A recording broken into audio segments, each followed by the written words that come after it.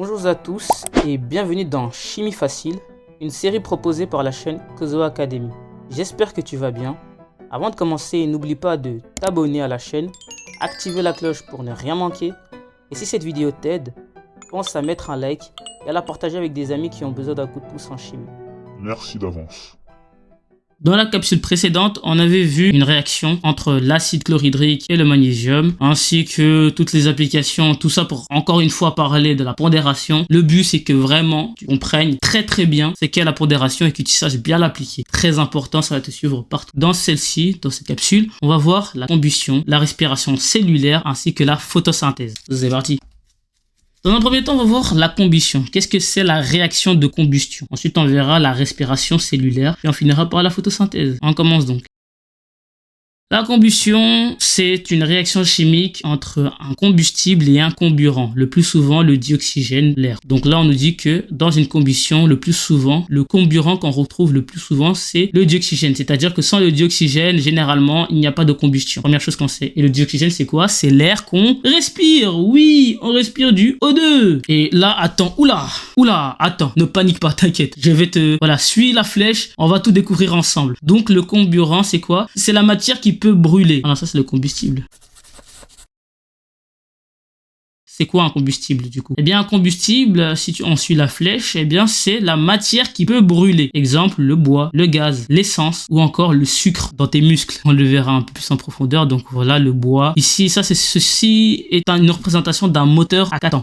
Généralement, tu le retrouves dans ta voiture. Donc à l'intérieur, il se passe une combustion, une réaction de combustion pour démarrer le tout. Lorsque le piston il monte, descend, bref, on va pas aller en profondeur. Et puis ici, c'est l'essence. Je pense que tu l'avais deviné. Voilà, donc le bois, le gaz, et bien c'est ce qui se passe un peu à l'intérieur. Il y a une combustion qui se fait à l'intérieur avec du gaz pour démarrer le moteur. Ensuite ici, il y a de l'essence aussi qui peut également faire de la combustion avec le dioxygène. Et puis maintenant, il y a le glucose ici. Je te l'ai représenté sous sa forme typographiée, c'est-à-dire sa forme... On verra ce genre d'écriture de molécules plus tard lorsqu'on abordera le thème des alcènes, les alcanes, les hydrocarbures, le pétrole, tout ça. C'est pas dans ces parties-là, c'est en 5e secondaire. Bref, voici tout un tas d'exemples de combustibles. Voilà, c'est corrigé. 2 atomes d'oxygène combinés, ça nous fait une molécule de dioxygène. Donc voilà le comburant. Le comburant, c'est le plus souvent le dioxygène. Ok, c'est bon. Il faut savoir que le feu, la flamme, c'est juste l'étincelle de la chose. En fait, ce qui déclenche une combustion, par exemple, comme je l'ai dit, dans l'électrolyse de l'eau, dans l'électrolyse de l'eau qu'on avait vu, ce qui a déclenché la réaction, c'était le passage du courant électrique. Pourtant, on n'a pas rajouté le courant électrique dans notre écriture chimique. Non, dans notre équation chimique, on ne voyait que les molécules, pas le courant, l'électricité qui passe. Eh bien, ici, c'est la même chose. Ici, c'est juste l'étincelle, le feu, la source de chaleur qui va déclencher la combustion. C'est juste un déclencheur. Ce n'est pas un réactif ni un produit. Et donc, un combustible plus un comburant, si tu mets le déclencheur, le feu, la source de chaleur, eh bien, il y a une combustion. La combustion dégage généralement de la lumière, du feu, souvent. La lumière ou le feu, c'est un peu la même chose. De l'eau et du CO2. Et spoiler alert, ton corps fait de la combustion. Mais on verra ça plus tard. La respiration cellulaire. Eh bien, la respiration cellulaire, c'est quoi? Voici une personne qui pourrait représenter toi ou quelqu'un que tu connais. Tu as de l'énergie. Pour avoir cette énergie-là, eh bien, il se passe quelque chose dans ton corps. Et c'est ça qu'on va voir.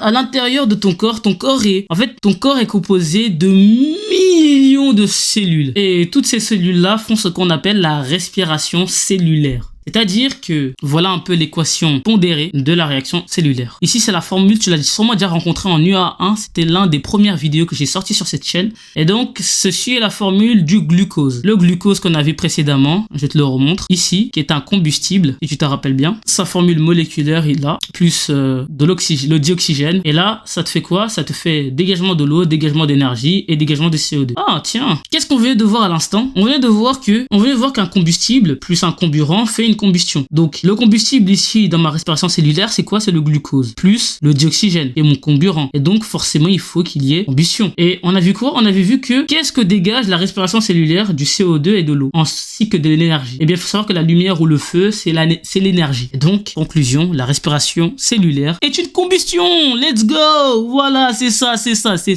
la respiration cellulaire est une combustion. Et pour revenir donc à mon équation, comme tu peux le voir, j'ai mon combustible, mon comburant. Il se passe la combustion, du coup se transforme en CO2 comme on l'a vu, H2E et énergie. Si l'énergie, c'est pas sous forme de lumière, c'est pas sous forme de feu, c'est sous forme d'énergie. C'est ça qui te donne l'énergie. C'est pour ça que quand tu manges pas beaucoup, t'as moins d'énergie que quand t'as bien mangé, mais pas trop quand même. Sinon, trop fatigué. Enfin bref, réaction exothermique. C'est pour ça que quand tu bois un bon verre bien sucré, eh bien tu as de l'énergie. Après, je ne te dis pas que c'est de la bonne énergie. Je te dis juste que tu as de l'énergie. Je te dis pas que c'est de l'énergie sur court terme. Je ne te dis pas que c'est de l'énergie sur long terme, mais c'est de l'énergie quand même que tu as. Voilà, une réaction de combustion. Et les réactions de combustion sont des réactions exothermiques. Tu comprendras un peu cette signification exothermique, endothermique en 6e secondaire. Ici, juste retiens que exothermique, c'est parce que ça libère de l'énergie. Donc c'est pour ça. Exo, exit en anglais, partir, sortir, libérer, voilà. Réaction exothermique. Thermique, terme en grec, thermos, thermique, la chaleur, grosso modo. Et donc, c'est une réaction qui libère de la chaleur. Et ici, la chaleur, elle est sous forme d'énergie. Voilà ce qui est une réaction de combustion. C'est une réaction exothermique. Donc, tata d'énergie. Et comme je l'ai dit, combustible, comburant, combustion.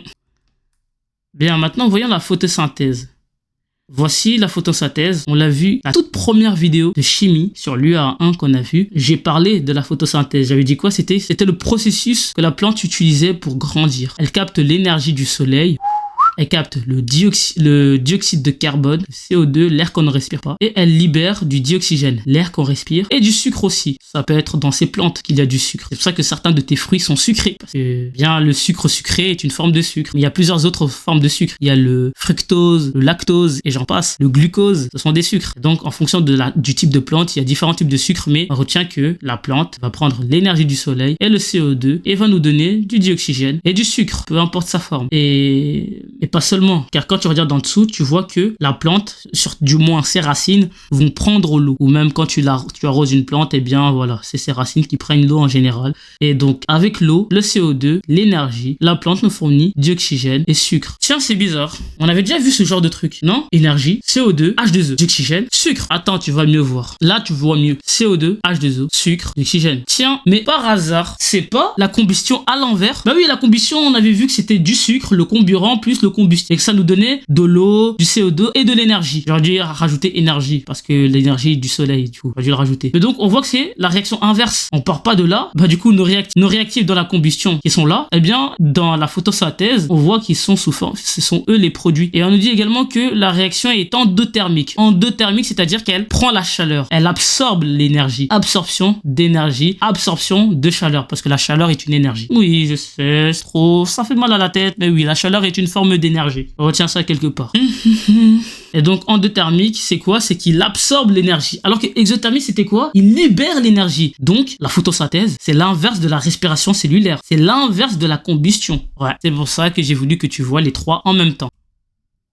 Savoir que la respiration cellulaire, c'est de la combustion et que la photosynthèse, c'est l'inverse de la respiration cellulaire, donc l'inverse de la combustion. La combustion est une réaction exothermique, photosynthèse est une réaction endothermique. Bref, la capsule touche à ça. J'espère qu'elle t'aura été utile.